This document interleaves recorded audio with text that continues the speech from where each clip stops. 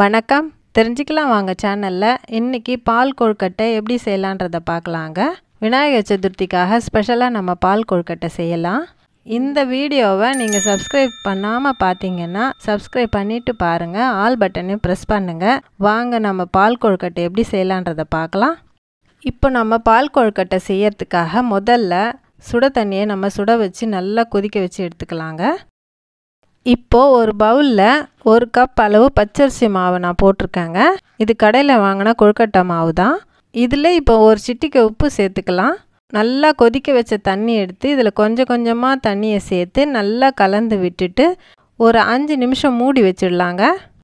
இப்போ ஒரு 5-6 நிமிஷம் ஆயிடுச்சுங்க. இப்போ திறந்து பார்க்கலாம். பச்சரிசி மாவில் நம்ம 1 ஸ்பூன் நெய் போட்டுக்கலாம். இப்போ நம்ம நெய்யோட பச்சரிசி மாவையும் சேர்த்து நல்லா கலந்து பிசைஞ்சு இந்த மாதிரி எடுத்துக்கணுங்க. இப்போ பச்சரிசி மாவு நல்லா பிசைஞ்சு எடுத்துக்கிட்டோம். இப்போ நாம் சின்ன சின்ன சைஸ் உருண்டைகளாக உருட்டி எடுத்துக்கலாம். ஒரு வெள்ளை மூக்கடலை அளவை விட கொஞ்சம் பெருசாக எடுத்தோம்னா ஸ்வீட்னஸோடு அது நல்லா இருக்கும் சாப்பிட்றதுக்கு. நம்ம பெருசாக உருண்டை பிடிச்சாக்கா அந்த அளவுக்கு ஸ்வீட் நமக்கு தெரியாது. அதனால் சின்ன சின்னதாக எல்லாத்தையும் உருட்டி நம்ம எடுத்துக்கலாம். ஒரு பாத்திரத்தில் 1/2 லிட்டர் பால் சேர்த்துக்கலாங்க. இது ஏற்கனவே சுட வச்ச பால் தான்.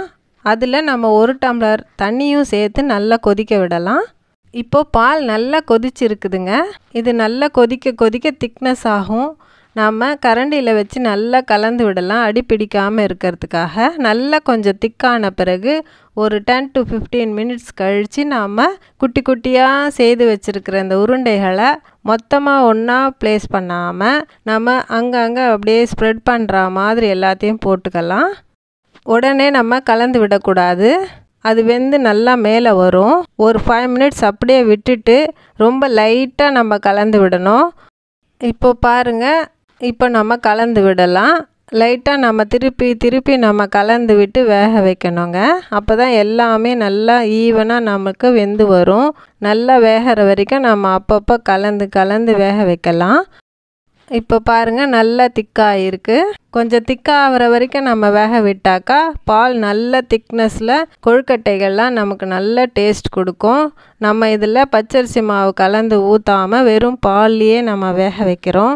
அதனால இது ரொம்ப டேஸ்ட்டாக இருக்கும். பால் திக்னஸ் ஆகும்போது ரொம்ப ஸ்வீட்டாக நல்லா இருக்கும். இப்போ நல்லா வெந்துடுச்சான்னு பார்க்கலாம். நம்ம கொழுக்கட்டைகள்லாம் வெந்துட்டுருக்குங்க.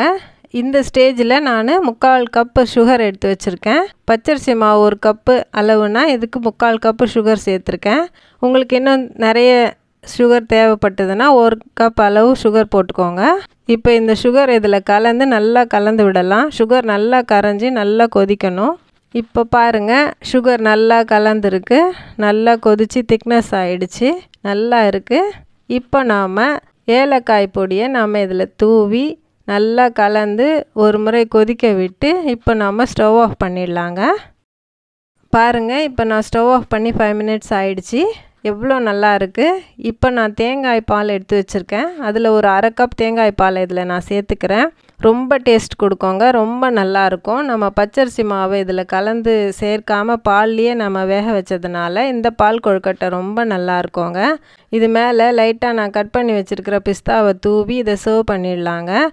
இது எல்லாருக்கும் ரொம்ப பிடிச்ச ரெசிபிங்க. இது ரொம்ப நல்லாயிருக்கும். நாம் இப்போ விநாயகர் சதுர்த்திக்காக இதை ஸ்பெஷலாக செஞ்சுருக்கோம். இதை நாம் விநாயகர் சதுர்த்தி அன்னைக்கு செஞ்சு சாமி கும்பிடலாங்க. இந்த ரெசிபி நிச்சயமாக உங்களுக்கு பிடிக்கும். இந்த வீடியோ உங்களுக்கு பிடிச்சிருந்தா லைக் பண்ணுங்கள், ஷேர் பண்ணுங்கள். Subscribe பண்ணலன்னா Subscribe பண்ணுங்கள். ஆல் பட்டனை ப்ரெஸ் பண்ணுங்கள். வேறொரு ரெசிபியோட மறுபடியும் உங்களை நான் சந்திக்கிறேன். தேங்க்யூ.